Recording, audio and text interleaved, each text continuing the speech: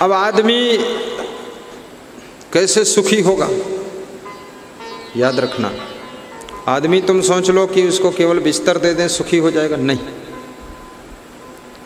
बिस्तर देने के साथ साथ उसको बिस्तर पर विश्राम कैसे मिलेगा, तो उसका मन भी निश्चिंत होना चाहिए। मन में यदि चिंता है, टेंशन है, तनाव है, तो बिस्तर कितना बेहतर हो, लेकिन उसको विश्राम नहीं मिलेगा।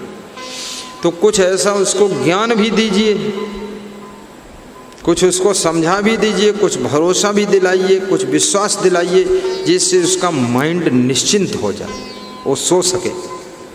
ये भी आपको करना पड़ेगा। नहीं तो कितने लोगों के पास बिस्तर तो टॉप का है, लेकिन नींद जीरो। बिस्तर खूब अच्छा है। एक पति कह रहा था कि मेरी पत्नी जब बिजली चली जाती है तो हाथ से पंखा डुलाती है। तो मैंने कहा इन्वर्टर लगा लो। बोले बैटरी भी जब डाउन हो जाती है तो हाथ से पंखा वो रात भर बैठकर डुलाती है। तो हमने कहा फिर तो आपको नींद खूब आती होगी। बोले नींद बिल्कुल नहीं आती है। तो हमने कहा क्यों नहीं आती फिर, जब इतनी सुविधा हो गई?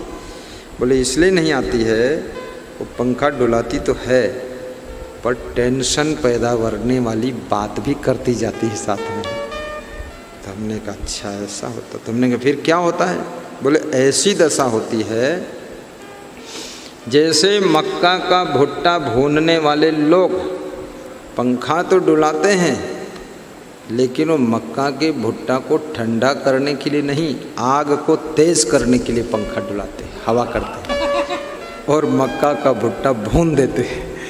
ऐसे ही वो पंखा तो डुलाती है और हम भुट्टा बनकर भून जाते हैं। अब देखिए ये बाहरी सेवा है, पंखा डुलाना, खीर खिलाना, पकौड़ी खिलाना, ये अलग बात है। आपको कुछ ऐसा स्वभाव बनाना पड़ेगा, ऐसा वाणी, ऐसा नेचर, लेक्चर, स्ट्रक्चर, कैरेक्टर, जिससे कि आपका पति, आपका गुरु, आपका शिष्य, आपका बेटा, आपकी माँ, आपकी पत्नी, आपकी सासू, आपकी बहू, XYZ सभी निश्चिंत हो सके, निर्भीक हो सके, उनके अंदर का भय समाप्त हो, डर समाप्त हो, चिंता समाप्त हो, टेंशन समाप्त हो, तब उनको गहरी नींद का सुख मिलता है। पिताजी जब पानी मांगते हैं बेटा फट से ला कर दे देता है, लेकिन बेटा हर समय मोबाइल में गेम खेलता है। पिता पानी तो पी लेगा, लेकिन उसके हृदय को शीतलता नहीं मिलेगी, क्योंकि चिंता है, ये गेम खेलता है, इसका लाइफ बिगड़ रहा है। और जब पिता समझाता है गेम मत खेलना, तो बेटा रूठ जाता है, 2 दिन बोलता नहीं है। तो पिता और टेंशन में आ जाता है कि कहीं नाराज होकर जहर ना खा ली। तो तीसरे दिन पिता कुछ नहीं बोलता है। अब मन में टेंशन भी बन गई, चिंता भी बन गई, भय भी बन गया। अब पिता का सुख नष्ट हो गया। जहाँ चिंता है, जहाँ भय है, जहाँ डर है और जहाँ टेंशन है, वहाँ सुख शांति नष्ट हो जाती है, निर्भयता नष्ट हो जाती है, निश्चिंतता खत्म हो जाती है, और उस व्यक्ति को ना तो अच्छी नींद आ सकती है और ना तो वो व्यक्ति हंसते हुए ज़िंदगी जी सकता है, ना मुस्कुरा कर रह सकता है। अब उसके सामने एक ही उपाय है, एक ही रास्ता बचा है, अंतिम रास्ता है, 1 वे। क्या लोग कहते का ए बे नहीं, 1 वे। 1 वे का मतलब क्या हुआ? अब एक ही है ज्ञान मार्ग। ज्ञान मार्ग यदि इसको ज्ञान हो जाए, विवेक हो जाए, तो ही वो इस व्यथा से बच सकता है। अन्यथा अब इसी व्यथा में उसकी जीवन की कथा पूर्ण हो जाएगी। यही हाल दुनिया का हुआ पूरा। इसलिए कभी कभी मैं अपने गुरु के पास जाता हूँ, गुरु को मैं बोलता हूँ सब ठीक चल रहा है, ये बात मैं बोल देता हूँ, सब ठीक है, सब टॉप का है, और सब आपका है। खूब उन्नति हो रही है। गुरुदेव आप सो जाना, मैं सब दिन रात संभाल के रखा हूँ। तो मेरा गुरु सुबह 8 बजे भी सोता है, भोजन करके फिर नींद मारता है 1 बजे से लेकर 2:30 बजे तक। दमादम मस्त कलंदर मेरे गुरु का पहला नंबर। और रात में भी फट से 8:30 बजे सो जाता है। और 4-6 टाइम खाते हैं। मुट्ठी भर चना ले लिया सुबह, 2 घंटे बाद 1 केला ले लिया, 1 घंटे बाद आधा गिलास दूध ले लिया, फिर दोपहर में रोटी दाल चावल ले लिया, सब्जी ले लिया। फिर शाम को जब हम प्रवचन शुरू करते हैं, ज्यों ही मैं बोलता हूँ गुरुर् ब्रह्मा गुरुर् विष्णु, तुरंत उनको कुछ ड्राई फ्रूट खिला दिया जाता है। सेटिंग है। काजू, किशमिश, बादाम, अंजीर, दाल मखाना, जो सूट करे 1-1 खा लो, 2-2। फिर मैं यहाँ से 6 बजे प्रवचन करके पहुँचा उनके पास, आरती पूजन हुआ। फिर 7 बजे जब फिर संध्या बंदन शुरू हुई, फिर उनको 7:15 बजे मैं फिर कुछ खिला देता हूँ, वहीं बैठ कर कुछ खिला देता हूँ, चना वना जो भी। अब गुरु को निश्चिंत करना शिष्य का काम है, और शिष्य को निश्चिंत करना, निर्भय करना, ये गुरु का काम है। अब कैसे गुरु निश्चिंत होगा? ये चना चबवाने से केवल निश्चिंत नहीं होगा। केला खिला दिया, चना चबवा दिया और ढेर लाकर वहाँ रख दिया सामान, दूध खूब लीटर भर पी लो, इससे कोई निश्चिंत होने वाला नहीं। इससे सेहत बढ़ेगी, पेट भरेगा, और कुछ होने वाला नहीं।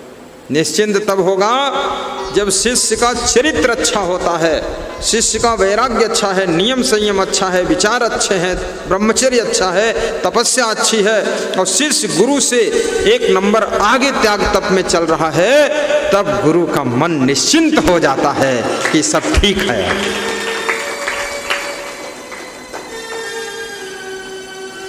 बेटा जब अपने पिताजी से ज़्यादा योग्य बनता है, पिता का मन निश्चिंत होता जाता है, प्रसन्न होता, माँ का मन प्रसन्न होता है। और बेटा योग्य बन करके पिता से अधिक धन कमाता है, पिता से अधिक प्रभाव कमाता है, पिता से अधिक नियम संयम से रहता है, पिता से अधिक सत्संग सुनता है, पिता से अधिक ज़्यादा दान पुण्य भी करता, पिता से ज़्यादा परोपकारी है, पिता से ज़्यादा उसका नाम है, और पिता से अच्छा मकान बनाया है, और पिता से भी अच्छी गाड़ी लाया है। पिता समझ गया, अरे मैं पिता, और ये तो परम पिता हो गया। इसका तो पता ही नहीं था कितना महान आत्मा पैदा हो गया। तब वो पिताजी निश्चिंत हो जाते हैं। इसलिए याद रखना, ज़्यादातर बेटे लोग अपने पिता के लिए मकान तो अच्छा बना देते हैं, लेकिन पिता के पास बैठ करके प्रेम नहीं करते। मकान बना दिया, कमरा दे दिया, डबल बेड डाल दिया कि मम्मी पापा तुम यहीं रहना बस ठीक। उनको भी मालूम है कि मुझको बिल्कुल नौकर की तरह डाल गया, प्रेम नहीं कर रहा। प्रेम भी करना जरूरी है। योग्य पुत्र बनो, योग्य शिष्य बनो, योग्य गुरु बनो, योग्य माँ बाप बनो।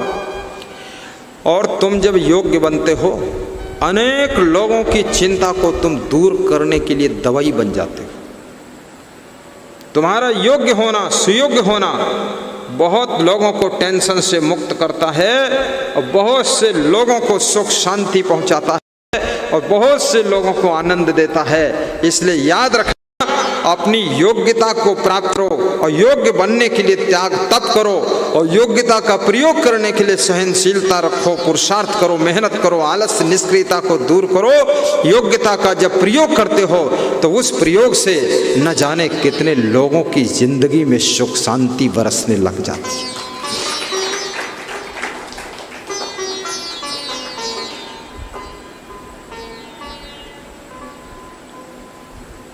इसलिए आलस्य भी मत रखिए, निष्क्रियता भी मत रखिए।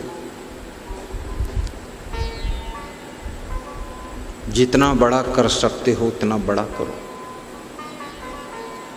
10-20 नौकर भी रखो, 10-20 हज़ार कर्मचारी रखो, 10-20 लाख कर्मचारी रखो। अपनी क्षमताओं को विकसित करो। 10-20 लाख लोगों के परिवार तुम्हारी कलाओं से, योग्यताओं से, क्षमताओं से, तुम्हारे सिस्टम से पलने चाहिए, लेकिन तुम इतने निठल्ले हो, निष्क्रिय हो, क्या बोलते हैं उसको, कामचोर हो कि तुम्हारा पेट ही नहीं पल पा रहा है तुम्हारी मेहनत से। तुमसे दूसरे क्या पलेंगे? सबका ऐसा सिस्टम।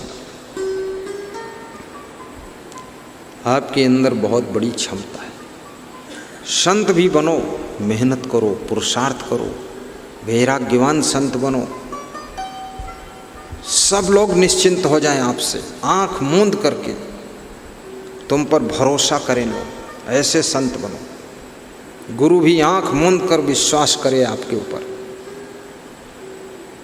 ऐसे पुत्र बनो, ऐसी बहू बनो कि आपके सास ससुर माता पिता आंख मूंद कर आपके ऊपर विश्वास करें, भरोसा करें। विश्वास को जीतो, उनको निश्चिंत करो, तब वो सुखी हो जाएंगे। और जिनसे जिनसे तुम्हारा मन जुड़ा रहता है ना, उनका दुख तुम्हारा दुख बन जाता है, उनका सुख तुम्हारा सुख बन जाता है, उनकी पीड़ा तुम्हारी पीड़ा बन जाती है, उनका घाव तुम्हारा दर्द बन जाता है। जैसे माँ है, माँ का बेटा अगर दुखी है तो माँ दुखी हो जाती है, बेटा सुखी है तो माँ सुखी हो जाती, खुश हो जाती। जिनसे जिनसे तुम जुड़ते हो उनके दुख और सुख तुमको प्रभावित करते हैं।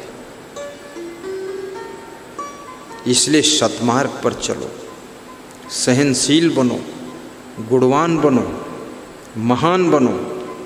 मन सोहरौना नहीं बनावे, सहनशील बनी आवे रहावे। उन चीज़ों से अपने मन को प्रभावित मत होने दीजिए जो आपके भविष्य को बिगाड़ सकती, भाग्य को बिगाड़ सकती हैं, आपकी उन्नति में बाधा डाल सकती हैं। परिस्थितियाँ सर्वथा किसी के अनुकूल नहीं होती हैं, परिस्थितियाँ हमेशा प्रतिकूल अनुकूल मिक्स रूप से रहती हैं। लेकिन आपको प्रभावित होना ना होना, कितना होना, कम होना, ज़्यादा होना, ये आपके हाथ का खेल है, उनसे प्रभावित मत हुई। ईश्वर चंद्र विद्यासागर पश्चिम बंगाल के, उनके पास में इतने पैसे नहीं थे किताब खरीद कर पढ़ सके, जमीन पर लिख कर अभ्यास करते थे, मित्रों के कॉपी किताब मांग करके उससे पढ़ते थे। जब परीक्षा हुई तो फर्स्ट डिवीज़न आए, सबने उनकी पीठ थपथपाई कि क्या बात है। बस उसी दिन से उनका ग्राफ ऊपर उठा। पश्चिम बंगाल के माने हुए विद्वान, उनके नाम के आगे विद्यासागर की उपाधि लगाई गई। विद्यासागर, इतना बड़ा विद्वान बना ईश्वर चंद्र विद्यासागर। बहुत संघर्ष, बहुत गरीबी, बहुत दुख, बहुत समस्याएं, बहुत विषम परिस्थिति का मुकाबला करते हुए ये व्यक्ति विद्यासागर कैसे बन गया। जिनको एयर कंडीशन रूम मिला है पढ़ने के लिए, टेबल लगी है, चेयर लगी है, नाइट बल्ब अलग है, डे बल्ब अलग है, सब कुछ है, फिर भी नंबर 3rd डिवीज़न। क्या हो रहा? एडजस्ट करना सीखो, अपने को सेटलमेंट करना सीखो। अब्राहम लिंकन की पत्नी अब्राहम लिंकन को बहुत गालियां भी बकती थी, बहुत ऊटपटांग बोलती थी। अब्राहम लिंकन उसकी परवाह नहीं करते थे, अपने राजनीतिक क्षेत्र में मेहनत करते करते करते करते अमेरिका के राष्ट्रपति बन गए। आप किसी के व्यवहार से प्रभावित होकर के, किसी के गलत स्वभाव से प्रभावित होकर के यदि अपने कार्य को बंद कर देते हैं, अपने लक्ष्य की ओर बढ़ना बंद कर देते हैं, तो ये सबसे बड़ी आपकी हार है। सब कुछ सह करके, गम खा करके अपने लक्ष्य की ओर निरंतर कदम बढ़ाते रहिए, ये आपके जीत का द्वार खोल देगी। यही स्वभाव बनाइए। पूर्ण अनुकूलता किसी को नहीं मिलती।